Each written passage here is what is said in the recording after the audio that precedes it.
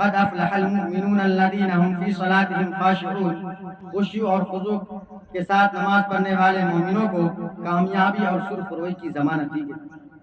الحمد للہ رب العالمین والصلاة والسلام على سيد الأنبياء والمرسلين وعلى آله وأصحابه أجمعين ومن اتبعهم بإحسان إلى يوم الدين، أما بعد، فقد قال الله تبارك وتعالى في كتابه الخالد: أعوذ بالله من الشيطان الرجيم، بسم الله الرحمن الرحيم، قد أفلح المؤمنون الذين هم في صلاتهم خاشعون، وقال أيضا: إن الصلاة تنهى عن الفحشاء والمنكر، وقال النبي صلى الله عليه وسلم: الصلاة عماد الدين، فمن أقامها أقام الدين، ومن هدمها هدم الدين، أو كما قال عليه الصلاة والسلام۔ میرے محترم بزرگ اور دوستو، اللہ رب العزت کا بہت بڑا احسان و کرم ہوا کہ اس نے ہمیں اور آپ کو یہاں جمع فرمایا اور کچھ کہنے اور سننے کی توفیق عطا فرمائی۔ میرے محترم بزرگ اور دوستو، ابھی میں نے قرآن کریم کی چند آیتیں اور جناب نبی پاک صلی اللہ علیہ وسلم کی 2 حدیثیں تلاوت کی۔ دعا کیجئے کہ اللہ تعالیٰ آیت اور حدیث سب کی روشنی میں مجھے صحیح اور سچی باتیں کہنے اور ہم سب کو اس پر عمل کرنے کی توفیق عطا فرمائے۔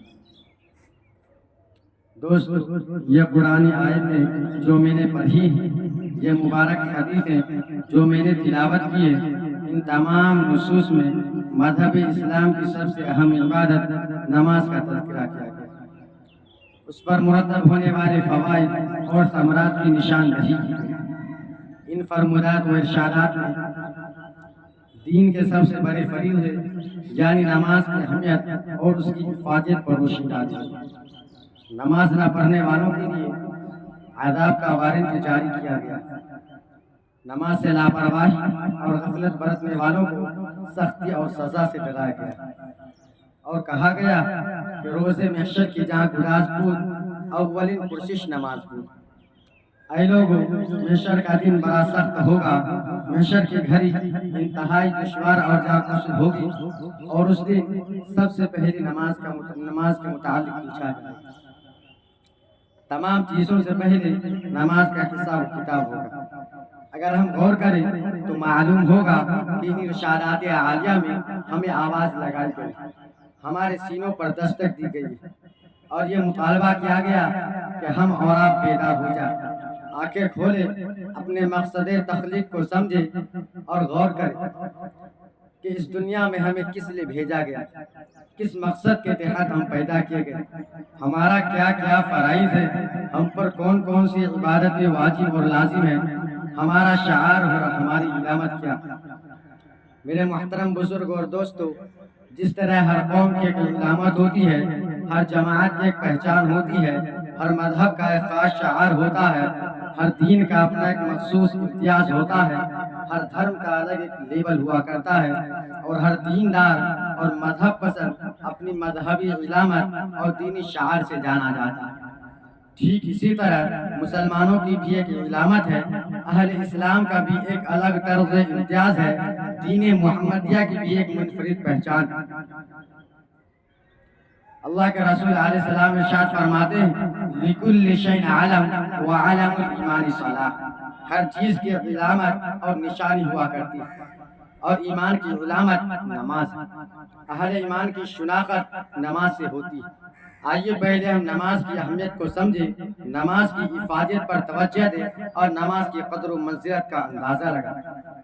نماز کی فضیلت اور اس کے رفعت نشان کو سمجھنے کے لیے صرف اتنا ہی کافی ہے کہ نماز کے علاوہ جتنی بھی عبادتیں فرض ہوئے مسلمانوں پر، جن احکامات شریعہ کو لازم کیا گیا اور اس کی ادائیگی کا مکلف بنایا گیا، وہ تمام احکام اسی دنیا میں نازل کیے گئے۔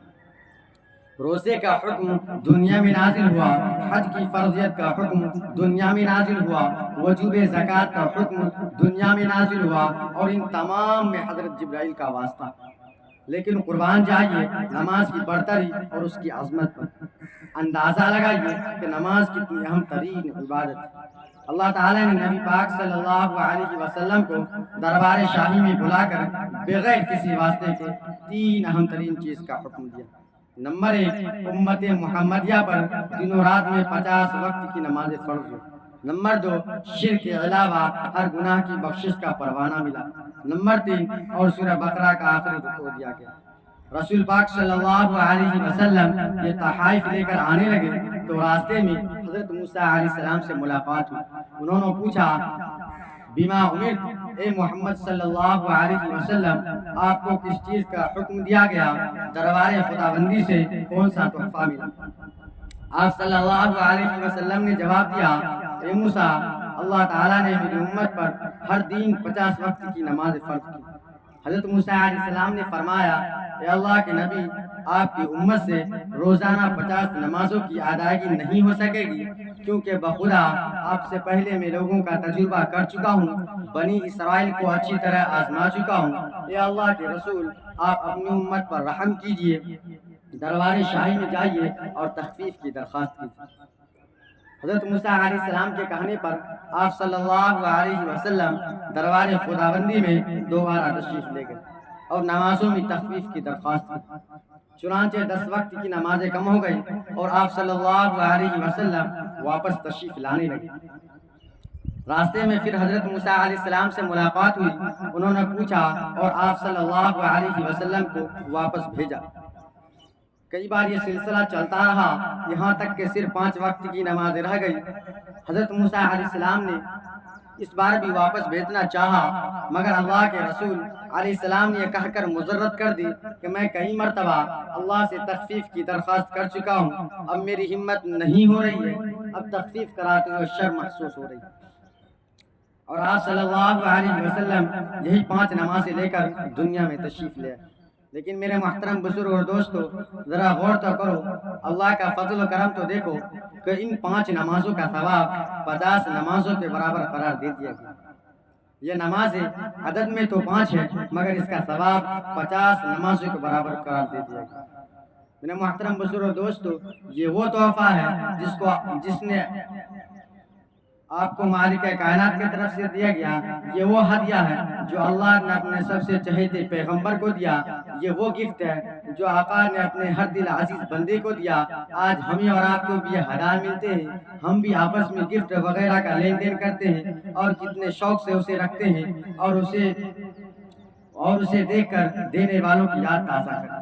لیکن میرے محترم بزرگ دوستو، آج ہم اور آپ رسول پاک صلی اللہ علیہ وسلم کی الفت کا دم بھرتے ہیں، آقا سے محبت کا نعرہ لگاتے ہیں، لیکن سینے پر ہاتھ رکھ کر انصاف کی زبان سے بتائیے کہ ہم اللہ کے رسول کو دیے گئے اس تحفے کا کتنا اہتمام کرتے ہیں، آقا کی اس امانت کی ہم کتنی قدر کرتے ہیں، رسول پاک صلی اللہ علیہ وسلم کو دیے گئے اس عطیے کی ہم کتنی پاسداری کرتے ہیں۔ یاد رکھیں، کل قیامت میں اللہ کے رسول علیہ السلام سے ملاقات ہوگی، آقا کا سامنا ہوگا اور رسول پاک صلی اللہ علیہ وسلم اس امانت کے متعلق ہم سے پوچھیں گے۔ کیا جواب دیں گے ہم اور آپ؟ بازاروں کو تو ہم نے آباد کر دیا، دنیا کی محفلوں کو زینت بخش دی، سینما گھروں کی رونق بن گئے، جوئے اور شراب کے قلب ہم سے آباد ہو گئے، لیکن میرے محترم بزرگ اور دوستو، ہماری مسجدیں ویران ہو گئے، خانقاہ ہال کو ہم بھول گئے، اصلاحی مجلسوں سے ناطہ توڑ لیا، بزرگوں کی محفلوں سے اپنا رشتہ منقطع کر لیا، اور نماز جیسے ہم فریضوں کو ہم نے پست پشت ڈال دیا۔ حالانکہ قرآن کریم بار بار ہمیں بیدار کر رہا ہے، ہماری غفلت و لاپرواہی پر ماتم کرتے ہوئے ہمیں احسان دلا رہا ہے کہ اے لوگو، نماز کی اہمیت کو سمجھو، نماز کی حفاظت پر توجہ دو اور نماز کی قدر و منزلت کا اندازہ لگاؤ۔ قرآن سے پوچھئے، قرآن بتائے گا، ان الصلاۃ تنہی عن الفحشاء والمنکر، نماز برائیوں سے روک دیتی ہے، نماز لغویات و منکرات سے بچا لیتی ہے۔ دوسری جگہ اعلان ہوتا ہے، قد افلح المؤمنون الذین هم فی صلاتهم خاشعون، خشوع اور خضوع کے ساتھ نماز پڑھنے والے مومنوں کو کامیابی اور سرخروئی کی ضمانت دی گئی۔